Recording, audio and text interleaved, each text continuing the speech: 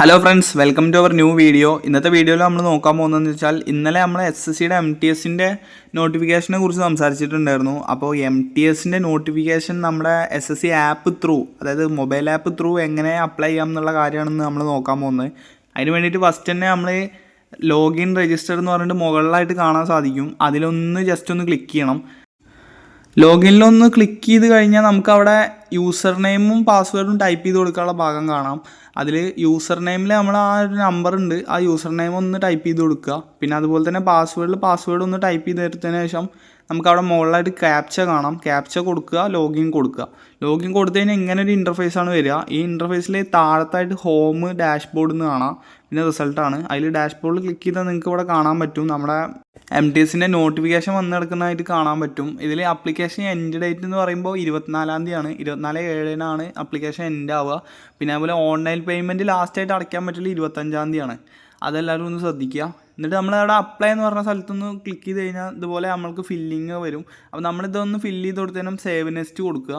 ചിലപ്പോൾ ഓൾറെഡി ഇത് അക്കൗണ്ടും കാര്യങ്ങളൊക്കെ ഉള്ള ആൾക്കാരാണെങ്കിൽ ഓൾറെഡി അതവിടെ ഫില്ലായിട്ടാവും വരിക. എന്നിട്ട് മുകളിലായിട്ട് നമ്മൾ ഹയസ്റ്റ് എഡ്യൂക്കേഷൻ എന്ന് പറഞ്ഞിട്ട് അവിടെ കാണാൻ പറ്റും. സേവ് നെക്സ്റ്റ് കൊടുത്തു കഴിഞ്ഞാൽ നമുക്ക് അവിടെ ഹയസ്റ്റ് എഡ്യൂക്കേഷൻ എന്ന് പറഞ്ഞ് കാണാം. അവിടെ നമ്മളിപ്പോൾ എന്താണോ ഹയസ്റ്റ് ആയിട്ട് പഠിച്ചിട്ടുള്ളത്, അതായത് നമ്മൾ ചിലപ്പോൾ ഡിപ്ലോമ, ഹയർ സെക്കൻഡറി ആവും ചില ആൾക്കാർ എടുത്തിട്ടുണ്ടാവുക, ചിലപ്പോൾ diploma, graduation, post graduation, PhD ആണ്. അതിൽ നിങ്ങൾ ഏതാണോ ഹയസ്റ്റ് എഡ്യൂക്കേഷൻ കഴിഞ്ഞിട്ടുള്ളത് ആ ഹയസ്റ്റ് എഡ്യൂക്കേഷൻ തന്നെ കൊടുക്കുക. നിങ്ങളിപ്പോൾ ഒരു ഗ്രാജുവേഷൻ കഴിഞ്ഞ ഒരാളാണെന്ന് വെച്ചാൽ ആ ഗ്രാജുവേഷൻ എന്നുള്ള ഭാഗത്തുനിന്ന് ക്ലിക്ക് ചെയ്തിട്ട് അതൊന്ന് അവിടെ കൊടുക്കുക. എന്നിട്ട് അടിയിലായിട്ട് നിങ്ങൾക്ക് കാണാൻ പറ്റും ഡീറ്റെയിൽസ് വന്നിട്ടുണ്ട്.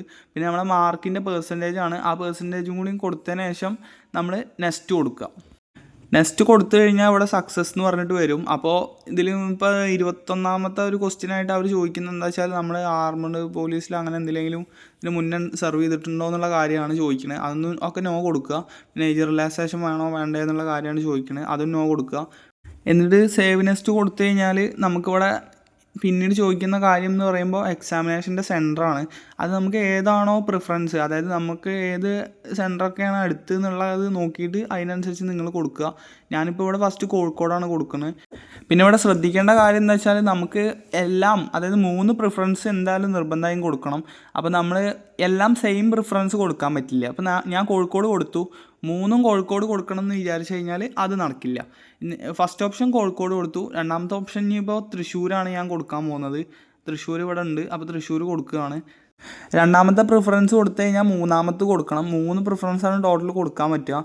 അപ്പോൾ അതിൽ നമ്മളിപ്പോൾ മൂന്നാമത്തെ എറണാകുളമാണ് സെലക്ട് ചെയ്യണത്. എറണാകുളം നോക്കിയിട്ട് അത് സെലക്ട് ചെയ്യുക. എന്നിട്ട് പിന്നീട് അവർ അതിൽ ചോദിക്കണം എന്താ വെച്ചാൽ മീഡിയമാണ്. നമ്മളിപ്പോൾ കമ്പ്യൂട്ടർ ബേസ്ഡ് എക്സാമിനേഷനാണ് നമുക്ക് വരിക. അപ്പോൾ ഇതിൽ ഏത് മീഡിയത്തിലാണ് നമ്മൾ എക്സാം എഴുതുന്നത്, നമുക്ക് വേണമെങ്കിൽ ഇംഗ്ലീഷിൽ കൊടുക്കാം. ഇംഗ്ലീഷ് ആണ് വേണ്ടതെന്ന് വെച്ചാൽ ഇംഗ്ലീഷിൽ കൊടുക്കാം. പൊതുവെ എല്ലാവരും ഇംഗ്ലീഷാണ് കൊടുക്കാറ്. പിന്നെ മലയാളം ഉണ്ട്, മലയാളം വേണമെങ്കിൽ മലയാളം കൊടുക്കാം. അപ്പോൾ ക്വസ്റ്റ്യൻസും കാര്യങ്ങളൊക്കെ മലയാളത്തിലാവും വരിക.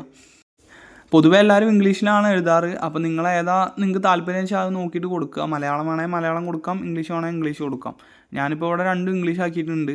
എന്നിട്ട് നമ്മളൊന്ന് താഴേക്ക് സ്ക്രോൾ ചെയ്ത് കഴിഞ്ഞാൽ നിങ്ങൾക്ക് ഇവിടെ കാണാൻ പറ്റും ലിമിറ്റേഷൻ റൈറ്റിംഗ്, അതായത് നമുക്ക് എന്തെങ്കിലും ബുദ്ധിമുട്ടോ കാര്യങ്ങളൊക്കെ ഉണ്ടോ ഫിസിക്കലായിട്ട് എന്നുള്ള കാര്യമാണ് ചോദിക്കുന്നത്. അപ്പോൾ ഇല്ല എന്നുള്ള രീതിക്ക്, ഇല്ലാത്ത ആളാണെങ്കിൽ ഇല്ല എന്ന് കൊടുക്കുക, നോ കൊടുക്കുക.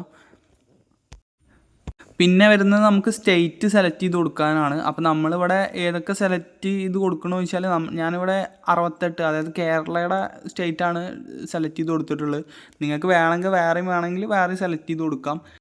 പിന്നെ ഇവിടെ സേവ് നെക്സ്റ്റ് കൊടുത്തു കഴിഞ്ഞാൽ നിങ്ങൾക്ക് ഇവിടെ ആധാർ ഫേസ് ഒതൻറ്റിക്കേഷൻ എന്ന് പറഞ്ഞിട്ട് വരും. അതിൽ എന്താ വെച്ചാൽ ആധാർ കാർഡിൻ്റെ ഒരു ഒതൻറ്റിക്കേഷനാണ്, അതൊരു ആപ്ലിക്കേഷൻ ത്രൂ ആണ്.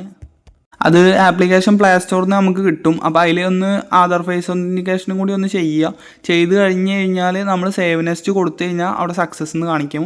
പിന്നെ നമ്മൾക്ക് ഇവിടെ ക്യാപ്ചർ ലൈവ് ഫോട്ടോ ആണ് വരുന്നത്. അപ്പോൾ നിങ്ങളെ ഫോട്ടോ ക്യാപ്ചർ ചെയ്യേണ്ട കാര്യമാണ് പിന്നെ പറയുന്നത്. ലൈവായിട്ട് തന്നെ ക്യാപ്ചർ ചെയ്യണം. അതിനൊക്കെയുള്ള സംവിധാനം ആപ്പിലുണ്ട്. അപ്പോൾ നിങ്ങൾക്കത് നോക്കി കഴിഞ്ഞാൽ കാണാൻ പറ്റും. പിന്നെ അതിൻ്റെ താഴേക്കൊന്ന് ജസ്റ്റ് സ്ക്രോൾ ചെയ്ത് കഴിഞ്ഞാൽ സിഗ്നേച്ചർ അപ്ലോഡ് ചെയ്യാനുള്ളത് ഉണ്ടാവും. അപ്പോൾ അത് സിഗ്നേച്ചർ ഒന്ന് അപ്ലോഡ് ചെയ്ത് കൊടുക്കണം. കറക്റ്റായിട്ടുള്ള സൈസും കാര്യങ്ങളൊക്കെ അതിൽ പറയുന്നുണ്ട്. അപ്പോൾ ആ ലെവലിൽ തന്നെ സിഗ്നേച്ചർ ഒന്ന് അപ്ലൈ ചെയ്ത് കൊടുക്കുക. എന്നിട്ടൊന്ന് ജസ്റ്റ് സേവ് നെക്സ്റ്റ് കൊടുക്കുക. അപ്പോൾ നമ്മളവിടെ ടൈപ്പ് ചെയ്ത് കൊടുത്തിട്ടുള്ള എല്ലാ ഡീറ്റെയിൽസും നമുക്ക് കാണാൻ പറ്റും. നമ്മുടെ പേഴ്സണൽ ഡീറ്റെയിൽസാണ്, ഒക്കെ കാണാൻ പറ്റും.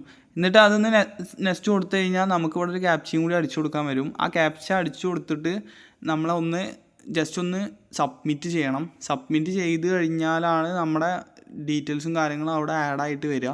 അപ്പോൾ നിങ്ങൾക്ക് ഇവിടെ കാണാൻ പറ്റും സക്സസ്ഫുള്ളി ആയിട്ടുണ്ട്, നമ്മുടെ ആപ്ലിക്കേഷൻ ഫോർവേഡ് ആയിട്ടുണ്ട്.